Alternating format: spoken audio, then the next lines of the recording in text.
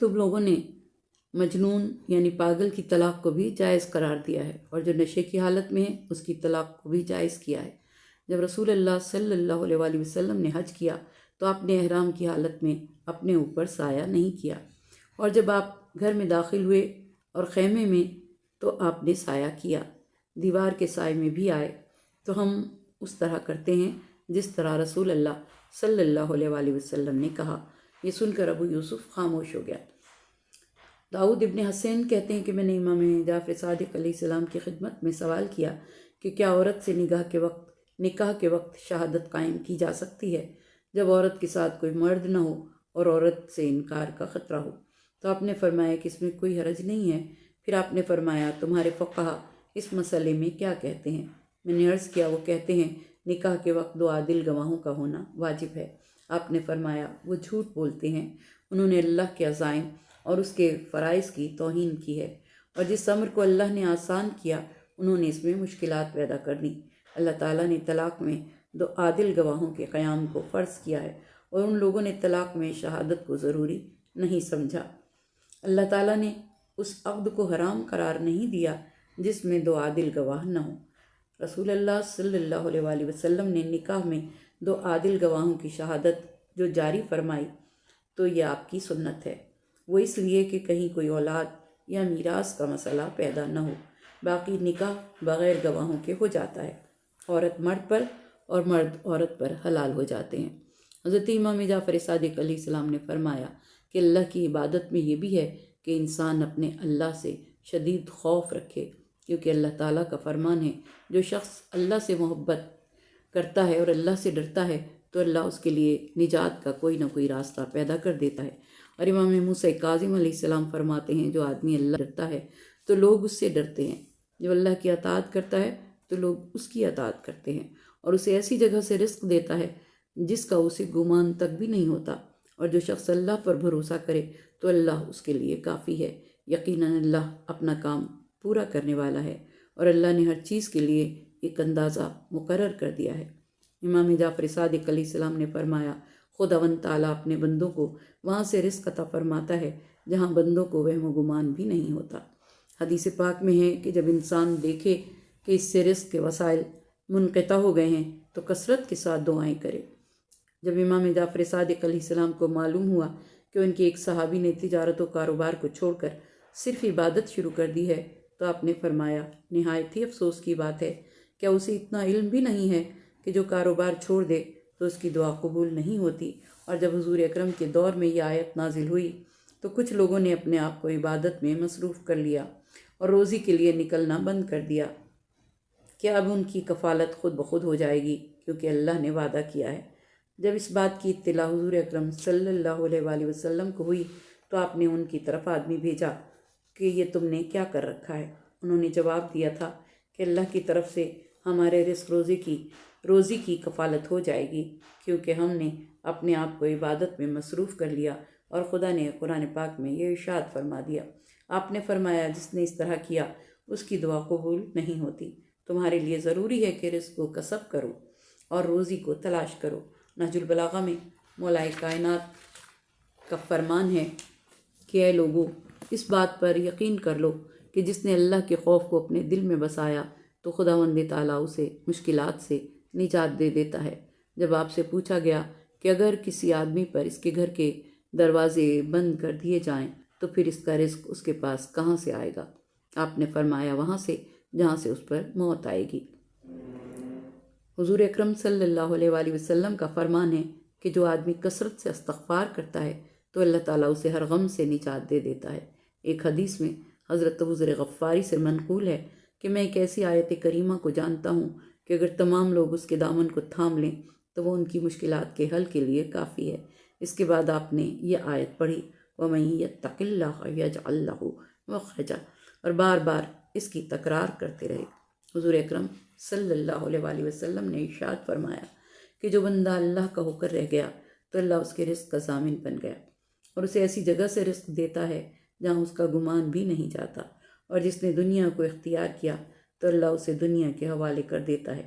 روایت ہے کہ عبد الملک بن مروان کو اطلاع ملی کہ حضور اکرم صلی اللہ علیہ وآلہ وسلم کی تلوار حضرت امام زین العابدین علیہ السلام کے پاس ہے، تو اس نے آپ کی طرف اپنا آدمی بھیجا کہ حضور اکرم صلی اللہ علیہ وآلہ وسلم کی تلوار اسے بطور ہبہ دے دی جائے، اور اس نے آپ سے یہ بھی کہلا بھیجا کہ کسی چیز کی ضرورت ہو تو وہ بھی میں آپ کی بارگاہ میں حاضر کر دوں گا، لیکن آپ نے تلوار دینے سے انکار کر دیا۔ عبد الملک نے آپ کی طرف دھمکی آمیز خط لکھا کہ ان کا وظیفہ بند کر دیا جائے گا۔ آپ نے اس کے خط کا جواب یہ دیا کہ اللہ تعالیٰ نے متقی لوگوں کی ضمانت لے رکھی ہے کہ وہ انہیں مشکلات سے نجات دے گا اور وہاں سے رزق عطا کرے گا جہاں کا گمان بھی نہ ہو۔ جو خدا پر توکل کرتا ہے تو خدا اس کی کفایت کرتا ہے۔ حضرت امام جعفر صادق علیہ السلام نے فرمایا، جسے 3 چیزیں مل جائیں وہ 3 چیزوں سے محروم نہیں رہتا۔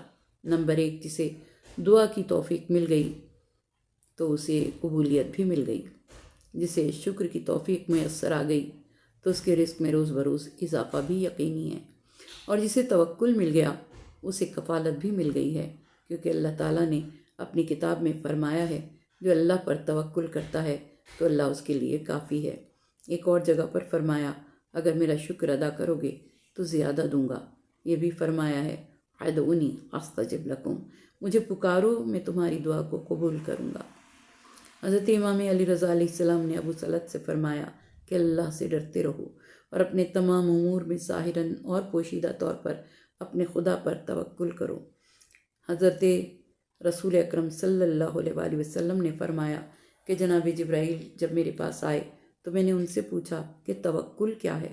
انہوں نے کہا کہ انسان یقین کی اس منزل پر پہنچ جائے کہ مخلوق نہ نقصان پہنچا سکتی ہے اور نہ ہی نفع، نہ کچھ دے سکتی ہے اور نہ اس سے کوئی چیز روک سکتی ہے۔ مخلوق سے کسی قسم کی امید نہ رکھنا اور ہمیشہ اپنے خدا کی طرف متوجہ رہنا۔ جس وقت انسان کی یہ حالت ہو جائے تو پھر انسان خدا کے علاوہ کسی کے لیے کام نہیں کرتا، نہ اس کے غیر سے امید کرتا ہے، نہ اس کے علاوہ کسی اور سے ڈرتا ہے، اور نہ ہی اس کے علاوہ کسی اور سے دل لگاتا ہے۔ بس یہی توکل ہے۔ قرآن پاک میں پروردگار دو عالم نے اس صورت میں آگے بڑھ کر ارشاد فرمایا کہ تمہاری عورتوں میں سے جو حیض سے مایوس ہو گئی ہیں، اگر ان کے بارے میں تمہیں کوئی شک ہو جائے تو ان کی عدت 3 ماہ ہے، اور یہی حکم ان عورتوں کا ہے جنہیں حیض یا پیریڈز کا بھی آغاز نہ ہوا ہو یا irregular ہوں، اور حاملہ عورتوں کی میعاد وضع حمل ہے۔ جو شخص اللہ سے ڈرتا ہے تو وہ اس کے معاملے میں آسانی پیدا کر دیتا ہے۔ حاملہ عورتوں کی عدت یہ ہے کہ وہ وضع حمل کریں، یعنی جو ہی وضع حمل ہوگا، چاہے وہ طلاق کے 1 لمحے کے بعد ہو یا 8 ماہ کے بعد وضع حمل ہو، عدت ختم ہو جائے گی۔ ان عورتوں کا حکم بھی بیان کیا گیا ہے جو سن یاس کو یا جن کو پیریڈز آنا بند ہو گئے ہوں پہنچ چکی ہوں۔ اس صورت میں آیت کہتی ہے کہ اگر تم خدا کا حکم نہیں جانتے تو وہ یہ ہے کہ اس قسم کی عورتیں عدت گزاریں، یعنی انہیں 3 ماہ تک عدت گزارنی ہوگی۔ حضرت امام موسیٰ کاظم علیہ السلام کی خدمت میں سائل نے سوال کیا کہ ایک آدمی نے اپنی حاملہ بیوی کو طلاق دی۔ جب اس نے طلاق دی تو اس نے ایک ایسے بچے کو جنم دیا جو مکمل نہ تھا، اس بارے میں شرعی حکم کیا ہے؟ آپ نے فرمایا، اس وضع حمل سے چاہے کچھ بھی واضح ہو، ظاہر ہوا کہ وہ حاملہ تھی، جو ہی وضع حمل ہوا اس کی عدت ختم ہو گئی، اگرچہ بچہ نامکمل اور مردہ ہی کیوں نہ ہو۔ کسی نے امام جعفر صادق علیہ السلام سے سوال کیا کہ ایک آدمی نے جب اپنی بیوی کو طلاق دی تو وہ حاملہ تھی اور اس کے شکم میں 2 بچے تھے، اس نے ایک بچے کو جنم دیا اور ایک اس کے شکم میں باقی رہ گیا، اب اس بارے میں شرعی حکم کیا ہے؟ آپ نے فرمایا، ایسے بچے سے ظاہر ہو گیا کہ وہ حاملہ تھی، اب جب تک وہ دوسرے بچے کو جنم نہ دے گی وہ کسی سے عقد نہیں کر سکتی۔ ایک شخص نے امام جعفر صادق علیہ السلام سے سوال کیا کہ حاملہ عورت کا شوہر فوت ہو گیا، اس کی وفات کے بعد وضع حمل ہوا اور اس نے اپنی عدت 4 ماہ 10 دن ابھی نہ گزرے تھے کہ عقد کر لیا، تو اس بارے میں آپ کیا فرمائیں گے؟ یعنی عدت کے اندر نکاح کر لیا، تو اس بارے میں آپ کیا فرمائیں گے؟ آپ نے ارشاد فرمایا کہ اگر مرد نے عورت سے صحبت کر لی ہے تو ان دونوں کو علیحدہ کر دیا جائے، وہ عورت ہمیشہ کے لیے اس مرد پر حرام ہو جائے گی، لیکن عورت اپنی بقایا عدت گزارے گی اور اس کے علاوہ دوسری عدت یعنی 3 طہر وہ بھی گزارے گی۔ اگر صحبت نہیں ہوئی تو ان کو جدا کر دیا جائے گا اور عورت اپنی عدت پوری کرے گی۔ ان مطلقہ عورتوں کو عدت کے ایام میں وہاں رکھو جہاں تم رہتے ہو، اور انہیں تنگ کرنے کے لیے ضرر نہ پہنچاؤ۔ مطلقہ عورت جس کی طرف اس کا زوج رجوع کر سکتا ہے وہ اسے اپنے گھر میں رکھے گا جب تک وہ عدت میں ہے۔ اس کے اخراجات اس کے شوہر کے ذمے ہوں گے۔ اگر عورت حاملہ ہے تو وضع حمل تک اس کے اخراجات مرد کے ذمے ہیں۔ رہائش اور نفقہ اس مطلقہ کا مرد کے ذمے ہے۔ جو مطلقہ رجیہ یعنی جہاں رجوع ممکن ہے اس میں کوئی اختلاف نہیں ہے، یعنی جو مطلقہ بائنہ ہے یعنی جہاں رجوع ممکن ہی نہیں تو اس کی رہائش اور نفقہ مرد کے ذمہ نہیں۔ اس کی دلیل یہ ہے کہ جب ایک صحابیہ فاطمہ بنت قیس کو اس کے شوہر نے طلاق بائن دی تو حضور اکرم نے فرمایا کہ تمہارے لیے نہ تو رہائش ہے اور نہ نان و نفقہ۔ اللہ تعالیٰ کا فرمان ہے کہ اگر مطلقہ عورتیں حاملہ ہوں تو ان کے وضع حمل تک ان پر خرچ کرو، اور اس میں شک نہیں کہ زوجیت کی قرارداد ایک ایسی قرارداد ہے جسے جدائی کے قابل ہونا چاہیے، کیونکہ بعض اوقات ایسے اسباب پیدا ہو جاتے ہیں جو عورت اور مرد کی مشترکہ زندگی کو مشکلات سے بھر دیتے ہیں۔ ایسے میں اگر ہم یہ اصرار کرتے رہیں کہ یہ قرارداد مرتے دم تک باقی رہے گی تو یہ بات بہت زیادہ مشکلات کا سرچشمہ بن جاتی ہے۔ اس لیے اسلام نے اصل طلاق کو جائز قرار دیا مگر اس فعل کو ناپسند قرار دیا۔ کیونکہ طلاق کو جائز کیا تو اس کے طریقے کو بڑی وضاحت کے ساتھ بیان کیا اور اس بات کا موقع فراہم کیا کہ دونوں اگر اپنے اس فیصلے پر نظر ثانی کرنا چاہیں تو ان کے لیے واپسی کا راستہ ممکن ہو۔ نسل کی حفاظت کا بھی پورا انتظام رہے۔ اسلام اس بات کی اجازت نہیں دیتا کہ طلاق کی کشمکش میں اولاد یا عورتوں کے حقوق پامال ہو جائیں۔ اس لیے علیحدگی کا طریقہ کار بھی اسی طرح سے پیش کیا گیا جس طرح سے عام طور پر دوسرے مسائل کو پیش کیا گیا، اور یہاں پر رجوع کے امکان کو پروردگار دو عالم نے رد نہیں کیا۔ معروف طریقے سے روکے رکھنا اور معروف طریقے سے جدائی، عورتوں کو نقصان نہ پہنچانا، ان پر سخت گیری نہ کرنا، بچوں کی نگہداشت کے سلسلے میں مناسب مشورہ کرنا اور اس قسم کے دوسرے احکام اس بات کے گواہ ہیں۔ لیکن افسوس کی بات ہے کہ ان باتوں پر بہت سے مسلمان لا علمی اور علم ہونے کے باوجود عمل نہیں کرتے، بلکہ حقیقت یہ ہے کہ ہم نے یہ سمجھا کہ کتاب صرف پڑھنے کے لیے ہے، عمل کرنے کے لیے نہیں۔ طلاق اور علیحدگی کے وقت گھرانوں اور اولاد کے لیے بہت سی مشکلات پیدا ہو جاتی ہیں۔ اس کا سبب یہ ہے کہ مسلمان قرآن پاک سے دور ہو گئے ہیں۔ مثلاً اس بات کے باوجود کہ قرآن بار بار یہ کہتا ہے کہ عورتیں عدت کے دوران شوہر کے گھر سے باہر نہ جائیں اور نہ ہی شوہر کو یہ حق ہے کہ وہ انہیں گھر سے نکالے، اگر اس حکم پر عمل ہو تو اکثر عورتوں کی زندگی واپس لوٹ آئے اور ان کی ازدواجی زندگی بچ جائے۔ لیکن بہت کم مسلمان اس اسلامی حکم پر عمل کرتے ہیں اور یہ بات بہت ہی زیادہ افسوسناک ہے۔ قرآن پاک میں پروردگار دو عالم نے سرکشوں کے انجام کے بارے میں تفصیل کے ساتھ احکام کو پیش کیا۔ وہاں پچھلی اقوام کی نافرمانیوں اور ان پر آنے والے عذابوں کا ذکر بھی قرآن پاک میں بار بار کیا گیا۔ اس سورے میں بھی طلاق کے تفصیلی احکام بیان کرنے کے بعد گناہ گاروں اور سرکشی کرنے والوں کو خبردار کیا گیا ہے کہ کتنے ہی شہر اور آبادیاں ایسی تھیں جن کے رہنے والوں نے خدا اور رسولوں کے احکام کی خلاف ورزی کی اور بہت برے عذاب میں مبتلا ہوئے۔ ان کے تباہ اور ویران شدہ شہر آنے والے لوگوں کے لیے درس عبرت ہیں۔ اس کے بعد ان کے اخروی عذاب کا ذکر ہے کہ خدا نے ان کے لیے شدید عذاب تیار کر رکھا ہے۔ تو اے صاحبان عقل اور اے ایمان والو، خدا کے حکم کی مخالفت سے پرہیز کرو۔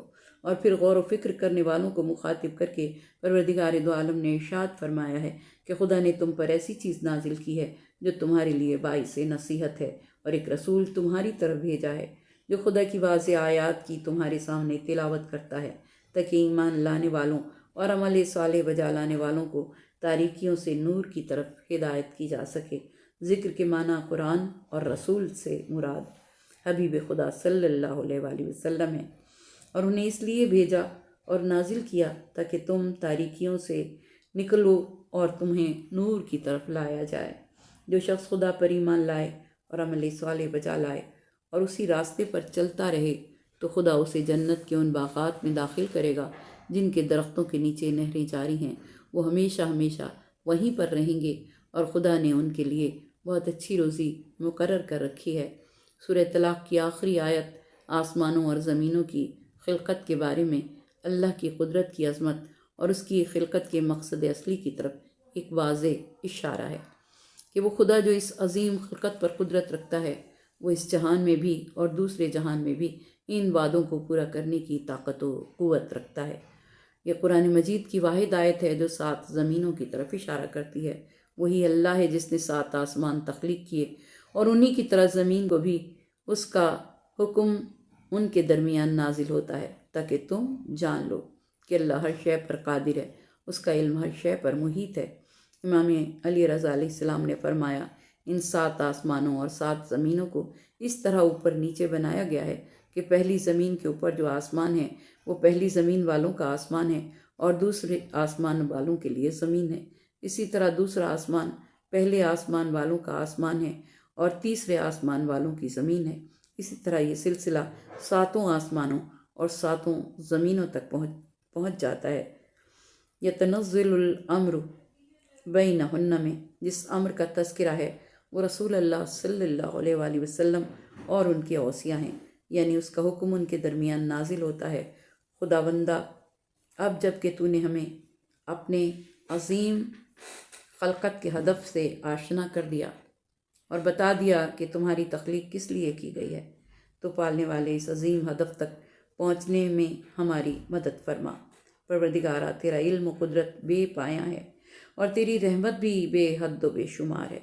ہمیں اس بے انتہا رحمت کا کچھ حصہ عنایت فرما۔ باری لا، تو نے قرآن و پیغمبر کو ظلمات سے نور کی طرف لانے کا وسیلہ بنایا ہے اور انہیں اسی لیے تو نے دنیا میں بھیجا، تو پروردگار دو عالم ہمیں گناہ اور ہوائے نفس کی ظلمت اور تاریکی سے باہر نکال لے اور ہمارے دلوں کو نور ایمان اور تقوی سے منور کر دے۔ پروردگار دو عالم، تیری ذات بہت عظیم ہے، اے خالق کائنات، اے مالک دو جہاں، اے رب رحیم و کریم، تیری رحمت تیرے غضب کے آگے آگے چلتی ہے۔ پروردگارہ، تو ہمارے گناہان صغیرہ و کبیرہ کو بخش دے۔ پروردگارہ، ان گناہوں کو بخش دے جن پر عذاب کا نزول ہوتا ہے، ان گناہوں کو معاف فرما دے جن کے سبب تیری رحمتیں رک جاتی ہیں، ان گناہوں کو بخش دے جن کے سبب دعائیں تیری بارگاہ میں شرف قبولیت نہیں پاتی۔ پروردگارہ، ہمارے مرحومین کی مغفرت فرما، انہیں بلندی درجات عطا فرما۔ ہمارے جو والدین دنیا سے چلے گئے انہیں اپنے جوار رحمت میں جگہ عطا فرما، اور جو اس دنیا میں ہیں پروردگارہ انہیں صحت و تندرستی کے ساتھ طویل زندگی عطا فرما، انہیں کسی کا محتاج نہ کرنا۔ اور محمد و آل محمد کے صدقے میں پالنے والے ہمارے تمام مرحومین کی مغفرت فرما۔ ہمارے کل بیماروں کو صحت کاملہ، صحت عاجلہ عطا ہو۔ پروردگارہ، ہماری پریشانیوں کو دور فرما۔ غم حسین کے سوا کوئی غم نہ دینا، ہر دکھ سے، ہر بلا سے، ہر بیماری سے، ہر پریشانی سے بچا کے رکھنا۔ پروردگارہ، نام بنام سب کی مشکلوں کو آسان فرما، پریشانیوں کو دور فرما۔ غم حسین کے سوا کوئی غم نہ دینا، ہر دکھ سے، ہر بلا سے، ہر بیماری سے، ہر پریشانی سے بچا کے رکھنا۔ ہمارے ملک میں امن و امان رہے، جو زیارات کے متمنی ہیں انہیں یہ سعادت ملے۔ پروردگار دو عالم، جو گودیاں خالی ہیں ان گودیوں کو بے عیب اولاد سے نواز دے۔ پروردگارہ، ہماری اولاد کو نیک سعادت مند بنانا، علم کے میدان میں انہیں بہترین کامیابیاں عطا کرنا۔ اہل فلسطین پر رحم فرما اور اسلام کے دشمنوں کو نیست و نابود فرما۔ یہودیت اور عیسائیت کی چالوں کو انہیں پر پلٹ دے۔ پروردگار دو عالم، ہمارے ملک پر رحم فرما اور ہمارے ملک میں حکمہ کو انصاف کی توفیق عطا فرما۔ پروردگارہ، جن مشکلوں میں گرفتار ہیں ان مشکلوں سے نجات عطا فرما۔ جو والدین اپنے بچیوں کے لیے پریشان ہیں انہیں جلد ان کے فرائض سے سبکدوش فرما، اور پالنے والے ہمارے امام کے ظہور میں تعجیل فرما، ہمارے امام کے ظہور میں تعجیل فرما، ہمارے امام کے ظہور میں تعجیل فرما۔ آمین یا رب العالمین۔ ربنا تقبل منا انک انت السمیع العلیم۔